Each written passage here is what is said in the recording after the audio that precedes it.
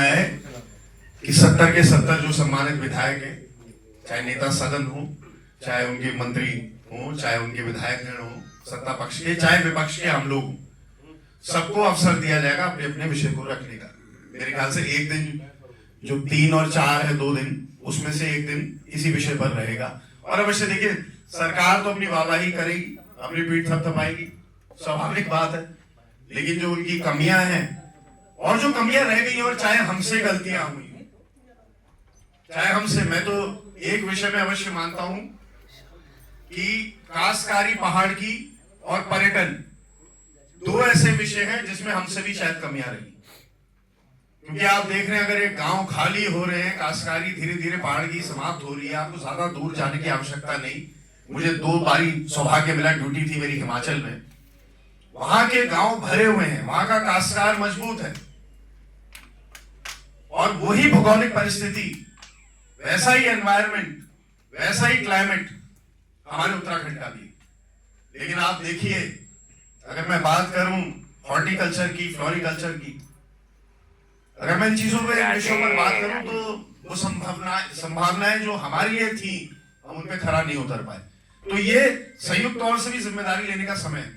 वो कितनी जिम्मेदारी ले सकते हैं और हम अपने बारे में क्या जिम्मेदारी ले सकते हैं, ये इस सदन में दिखने को मिलेगा।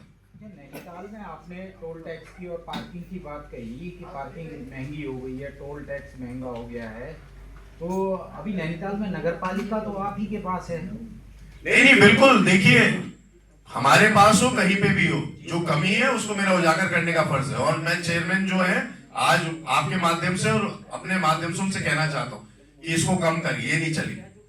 इसके अलावा संगठन में जिलाध्यक्ष और मंडलाध्यक्ष की घोषणा हुई थी, उसमें देरी हो रही है, कहीं गुटबाजी चल रही है, कहीं नाराजगी चल रही है, क्या है? नहीं, कोई गुटबाजी नहीं चल रही है। सब देखिए, बिहार का चुनाव चल रहा है भाई, बिहार का चुनाव चल रहा है, गुटबाजी क्यों चल रही है?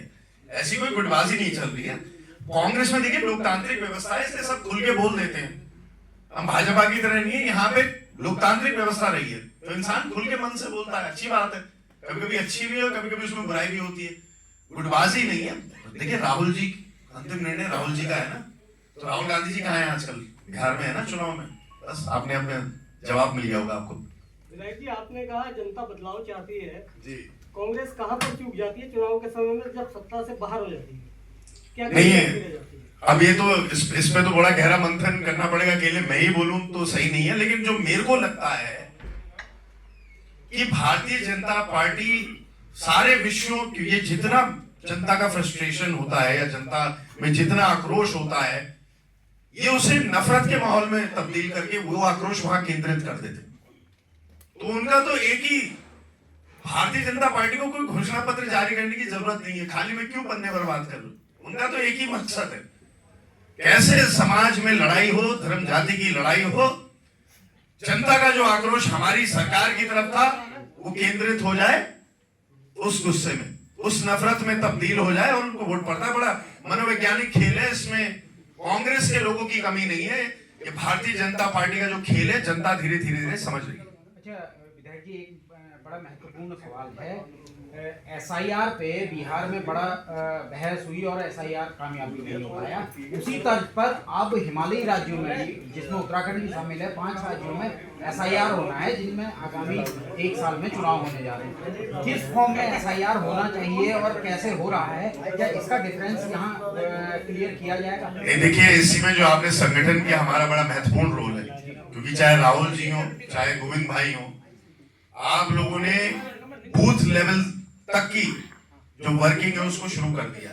और देखिए, जब तक वोटर लिस्ट बूथ लेवल तक चेक हमारे माध्यम से नहीं होगी, तब तक हम उस पर आपत्तियां नहीं जता पाएंगे। तो यही फॉर्मेट है, हमें इस पर मेहनत करने की आवश्यकता है। और आपके सवाल का ये भी जवाब है, ये सवाल का भी जवाब है, जो थोड़ी कमी रह जाती है, तो बूथ लेवल का जो मैनेजमेंट है, बहुत तगड़े तरीके से हम लोग को करना पड़ेगा इस पर।